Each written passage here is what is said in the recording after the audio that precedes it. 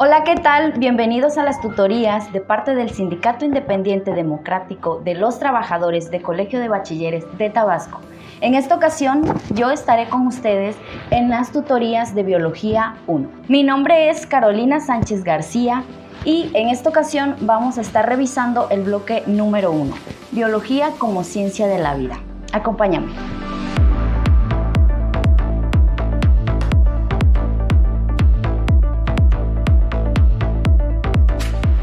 Primero vamos a empezar revisando el tema características de la ciencia. Para ello tenemos que saber qué es ciencia. Bueno, la ciencia es un conjunto de conocimientos obtenidos mediante la observación y el razonamiento, sistemáticamente estructurados y de los que se deducen principios y leyes generales, con capacidad predictiva y comprobables experimentalmente. Ahora vamos a continuar con las características de la ciencia. Ya vimos qué es ciencia. Es un conjunto de conocimientos adquiridos por medio de la observación y el razonamiento. Ahora vamos a ver cuáles son las características. La ciencia es sistemática. ¿Por qué? Porque está ordenada por principios comunes. Es también acumulativa, ya que no existe el conocimiento único. Esta depende de los conocimientos previos. Es metódica porque sigue un procedimiento para llegar al conocimiento de algo. También es provisional. Esto quiere decir que la ciencia no es absoluta o definitiva. Es perfectible y temporal. Es susceptible a cambios. También es comprobable. Está sujeta a revisión y a verificación. Estas son las características de la ciencia. Ahora, ya vimos características de la ciencia. Pero, ¿por qué le llamamos ciencia? Porque aplica un método, una serie de pasos para poder obtener una solución a ese problema. Este es el método científico. Vamos a ver el ejemplo. El método científico es una serie de pasos. Iniciamos con un planteamiento del problema. En la primera etapa tenemos la observación. ¿Cómo realizamos la observación? Por medio de nuestros sentidos.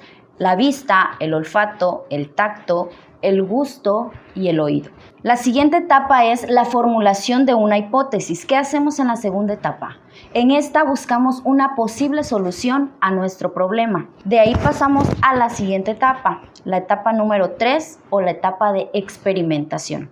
En esta etapa buscamos dar solución, diseñamos un experimento para dar respuesta a nuestra hipótesis, seguido de la etapa número 4, que son las conclusiones. En esta etapa, si la hipótesis es comprobada, se crea una ley o una teoría, pero si no, entonces nos regresamos a la etapa número 2 y formulamos una nueva hipótesis. Ahora vamos a entrar al tema que nos interesa. ¿Qué es la biología? La palabra biología deriva de dos términos: bios, que significa vida, y logos, estudio o tratado. Entonces, la biología se define como la ciencia que estudia a los seres vivos en su estructura, constitución química, funcionamiento y su relación con el medio ambiente. El campo de estudio de la biología es muy amplio. Entonces, para que pueda estudiar a fondo cada uno de los organismos, se divide en ramas. Vamos a ver cuáles son las divisiones de la biología. Las divisiones de la biología son algunas ramas que se especifican en el estudio de algunos organismos. Podemos ver algunos ejemplos. La botánica, que se encarga de estudiar a los vegetales. La microbiología, que estudia a los microorganismos.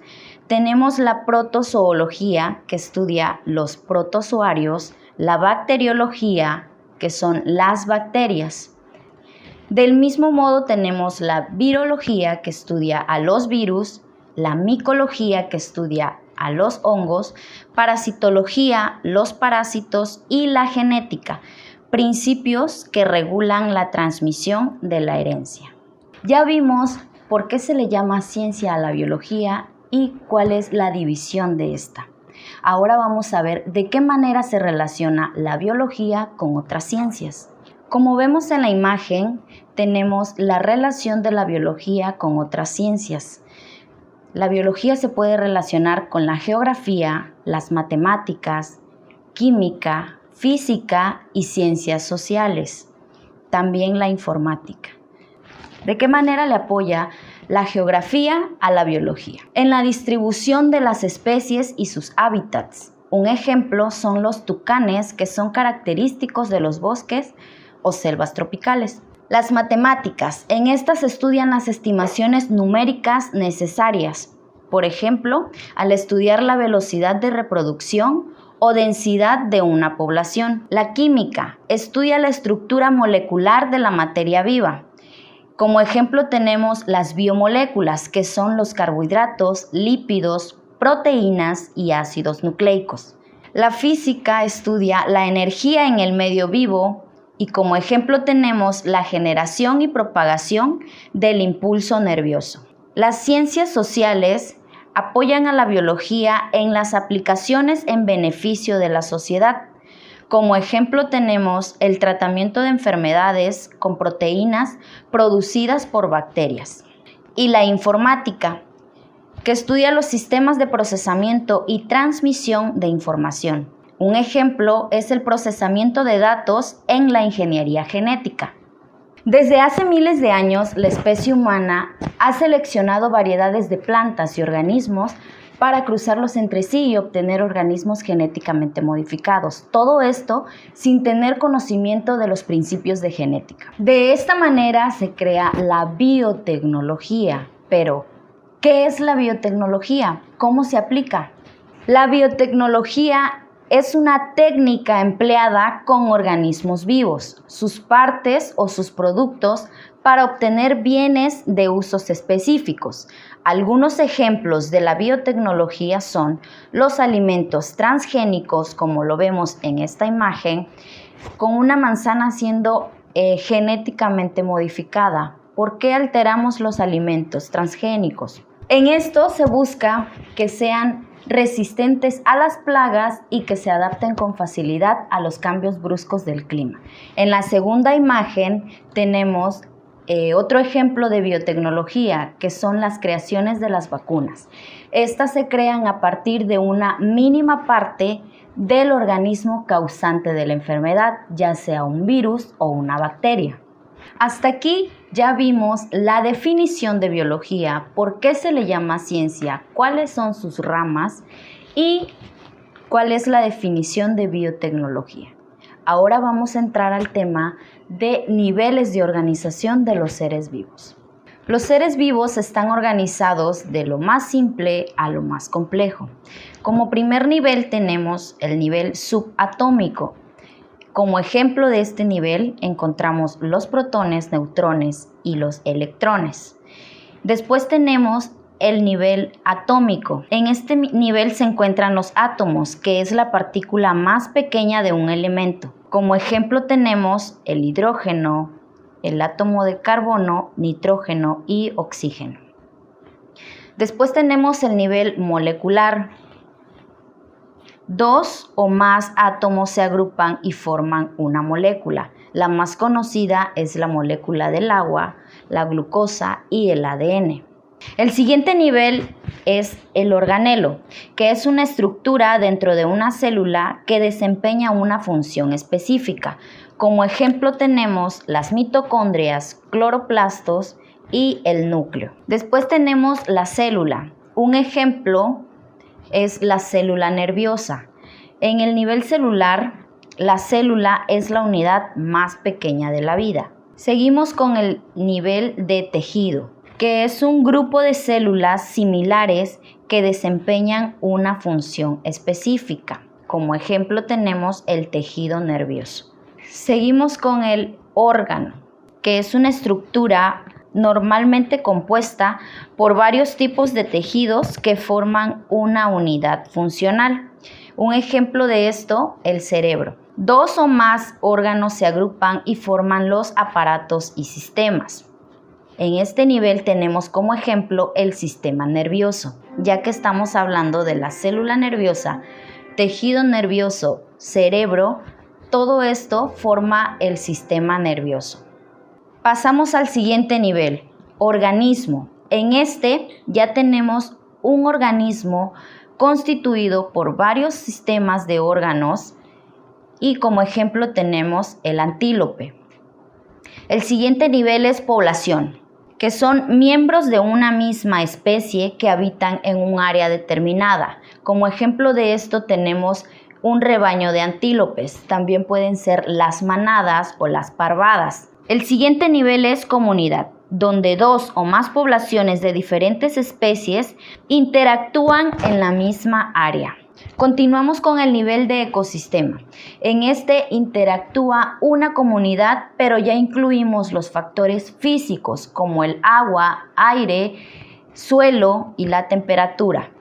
Y el último nivel, la biosfera, que es la superficie de la Tierra habitada por los seres vivos. Incluye los componentes tanto vivos como los componentes no vivos. Ya revisamos la organización de los seres vivos. Ahora vamos a continuar con las características de un ser vivo. ¿Cómo reconocer a un ser vivo? En ocasiones nos hemos preguntado, ¿qué significa estar vivo? ¿Cómo diferenciamos a un ser vivo de un ser inerte? ¿O una roca está viva? Vamos a conocer cuáles son las características y cómo diferenciamos un ser vivo de un ser inerte. Los seres vivos tienen forma y tamaños definidos. Los seres inertes no tienen forma y tamaños definidos. Los seres vivos son seres complejos, con niveles de organización, como ya lo revisamos anteriormente, y los seres inertes son seres simples, sin niveles de organización. Un ser vivo se mueve, cambia de un lugar a otro. Los seres inertes no. Los seres vivos realizan un metabolismo y los seres inertes no. Los seres vivos somos seres irritables. ¿Qué quiere decir esto? Que reaccionamos ante los estímulos del ambiente, ya sea la luz, el agua, el aire, la temperatura. Y los seres inertes no tienen esta capacidad. Los seres vivos son seres que se reproducen y los seres inertes no llevan a cabo esta función. Un ser vivo renueva su materia y los seres inertes no lo hacen. Ahora, vamos a revisar con más detalle cuáles son las características más comunes de los seres vivos.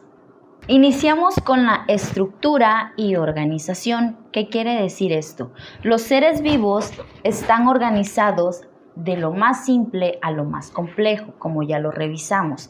El nivel más simple es el nivel de los átomos y las moléculas, y así va creciendo de acuerdo a la complejidad. La siguiente es crecimiento y desarrollo.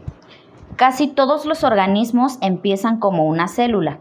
El crecimiento resulta en un incremento de masa y muchos de ellos en la formación de nuevas células y estructuras. La siguiente característica es la respuesta a estímulos o irritabilidad.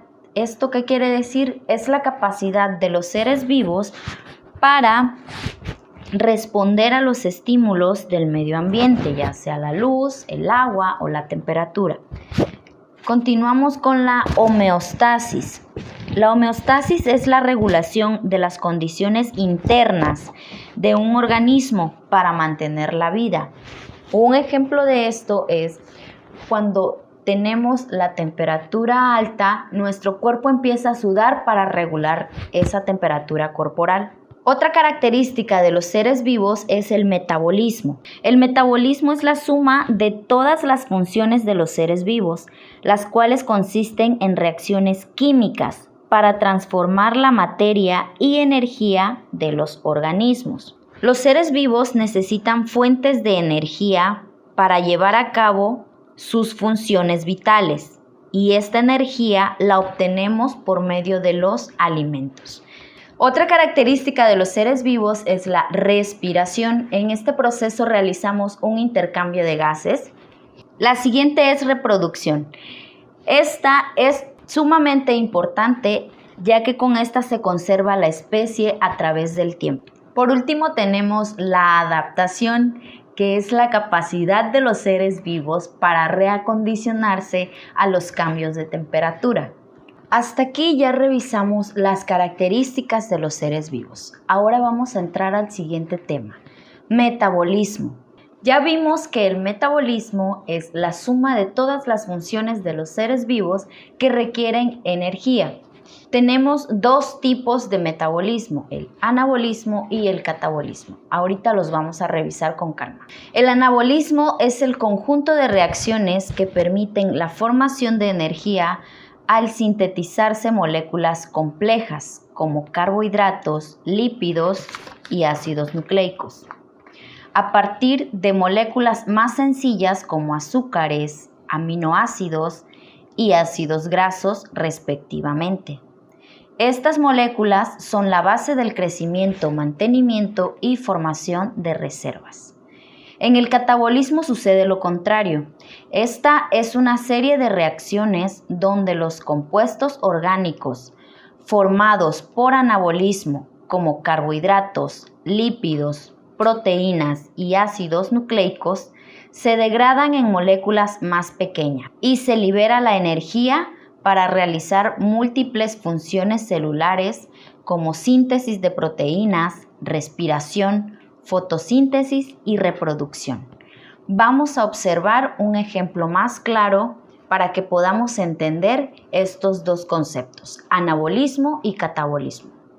En el siguiente ejemplo tenemos en el anabolismo cómo se construyen las moléculas complejas a partir de moléculas simples como los azúcares, aminoácidos y ácidos grasos, que forman a las moléculas complejas que son los carbohidratos, lípidos y proteínas.